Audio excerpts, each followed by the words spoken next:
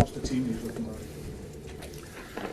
I'm not going to tell you the team first off, but Any injuries then? no, everyone came through the game really well actually. I mean, I can't say anything apart from the obvious. You know, it's been a good week. I think it was a big result, big performance, and a big kind of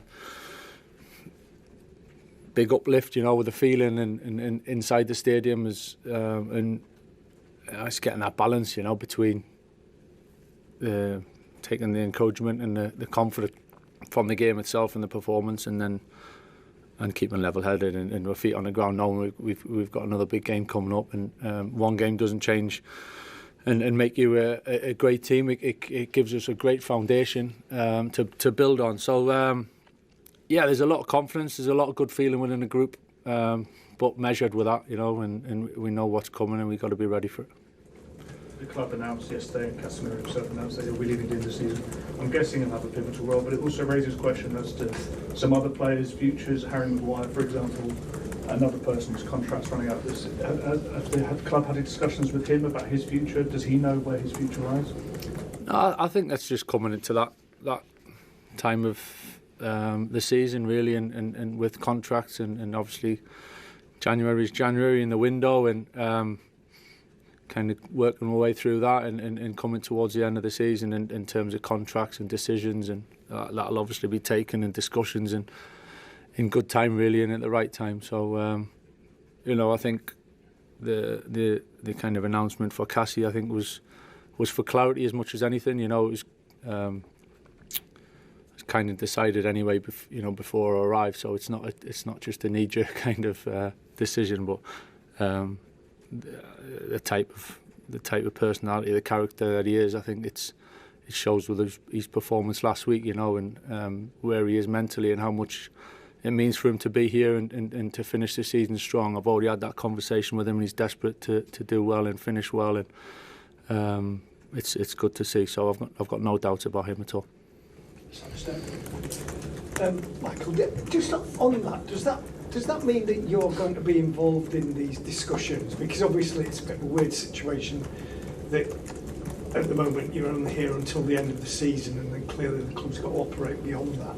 I didn't know what kind of input you had into all of these decisions over contracts and targets and what happened. Yeah, well, you know, for the week or so that it's been so far, I think looking too far down the track hasn't happened just yet. I think it's been the initial thoughts of what's happening now. I think what the important thing for me is any decision I make on my staff mate or the club mate. It's not short term. You know, it's not just to get through till the end of the season. You know, I've got a responsibility to whatever happens next for it to be in a good place and moving forward to make the right decisions. So you know, as time goes on, I'm sure I'll be part of it and we'll work our way through it.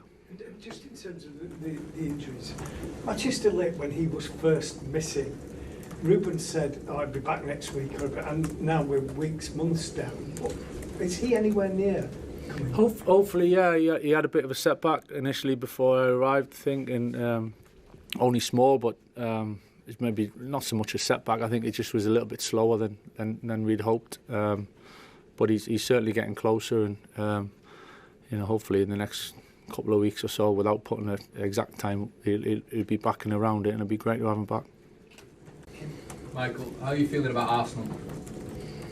Yeah, looking forward to the game. It's a big challenge, you know. They're a very good team. It's pretty obvious to say that they've got so many strong points to the game and the squad, and so it's a big challenge. You know, they're where they are for a reason, in the Champions League where they are for a reason, and so we're fully aware of that. You know, not taking that lightly at all. It's we feel we're in a good place, and we're going there looking forward to the game. So it's where we want to be. You know, in that with that real positive and that energy and that enthusiasm, and to go there and be positive. But yeah, for sure we know that it's not going to come easy. Yeah, we have still another training session, so we'll see tomorrow after that to assess everybody and make the decision first of all in the squad. No fresh injury worries from the Inter game? No, after Inter we had no issues reported. Just on a selection headache that you might have now, and a welcome one, I'm guessing, with Gabriel Jesus and Victor Gyökeres and the returning Kai Havertz. It's something that you wanted maybe from the start of this season, isn't it? Yes, we were waiting for that, and with the amount of games that are coming up, they're all going to have opportunities and minutes, obviously. So great to have them back, and especially to have them in good form.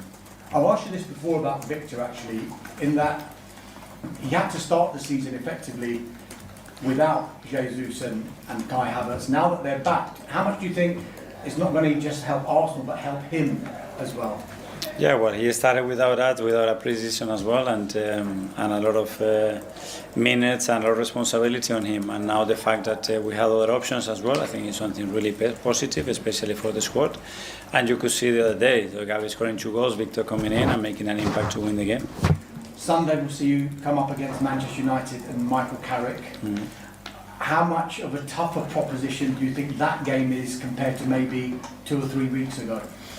Yeah, well, obviously, Mikel coming in is going to bring new ideas. Always the intensity rises up. You could see in the derby in Manchester the kind of behaviours and the game that they played. So, yeah, we expect a really tough match. We will adapt to that for sure, but we are at home and we know how important that game is for us.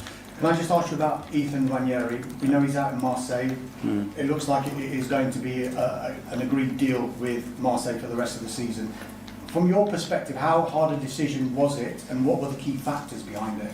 Yeah, well, I think the deal is quite close, but yeah, it's something that we constantly have to be monitoring. I think the talented young players that we have, they need minutes, and in this case, Ethan wasn't having enough minutes, and the last thing that we want is cut his development, because he's such a talent and someone that loves and breathes football. That's his life. And after having a discussion with him, with his father, the agent, and the club, we decided that the best thing to do it was to leave and go on loan, and then we have to pick the right place. And having all the options, understanding the experience that we had in Marseille as well with Willy, the fact that Roberto is there and he's an incredible development of young talent, and is a really courageous manager in the way he plays, by the way he plays with young talent as well, and he has a big track record about that.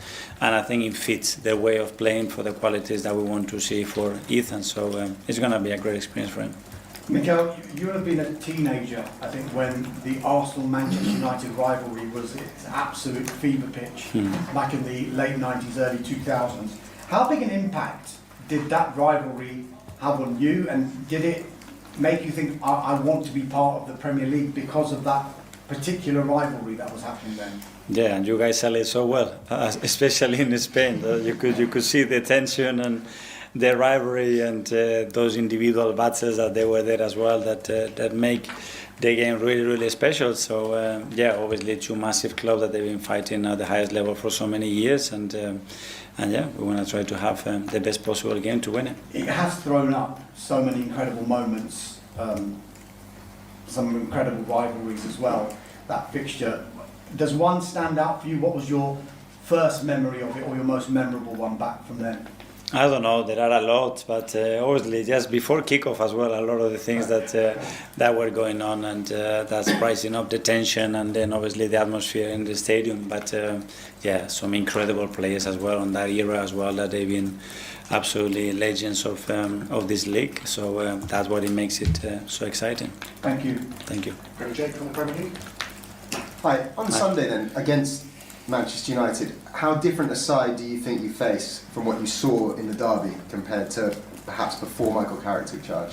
We don't know. Every game is different. Obviously, at the end, the individuals are the ones that make the difference, or the ones that make the game in a certain way. And we're going to try to be ourselves, be very dominant like we always want to be, impose the game that we want to play, and regardless of what they want to do, we want to take the game in the areas that are very good for us. And you mentioned the other 2 strikers who are now back to partner Victor Gyökeres. Do you think that gives you confidence that he can get back to the form that he showed as to why you wanted to sign him in the first place, in front of goal? Yeah, it's a lot of things that have to happen for consistently being able to produce those performances and numbers, but we have different relationships around him as well, because Kai is a player that can play in the 2 attacking midfield positions. So we can vary in relation to the opponents, their behaviour, and the game that we want to play. So that's very good. Listening to Mikel Carrick, The biggest takeaway for me is how grounded he sounds. No hype, no new manager bounce talk, no chest thumping after the derby. He keeps coming back to the same idea. One good result doesn't make you a great team. That's important because United have been here before. Big performance, then a reality check. Carrick's message is very clear. Confidence, yes, but measured. He's basically saying, we take the lift from City, but we don't live off it. And that tells you how he's approaching Arsenal. This won't be about bravado. It'll be about structure, discipline, and energy again. He knows Arsenal are where they are for a reason, and you can hear the respect without fear. Then you flip to Mikel Arteta, and his tone is very different, but equally telling. Arteta talks like a manager who expects dominance. He doesn't care who's in the opposing dugout. Whether it's Carrick, a bounce, or a tactical tweak, Arsenal want to impose themselves. That's the word he keeps coming back to. What stood out was Arteta acknowledging United's intensity under Carrick, but immediately shifting the focus back to Arsenal being Arsenal. Control, territory, dictating where the game is played. That's confidence. And honestly, that's why this is such a fascinating matchup. Carrick is thinking, how do we survive pressure, then hurt them in moments? Arteta is thinking, how do we suffocate them and never let them breathe? The contrast is sharp. United are riding belief. Arsenal are built on certainty. Tomorrow isn't about momentum versus form. It's about control versus transition. And whichever manager gets that balance right, probably wins the game.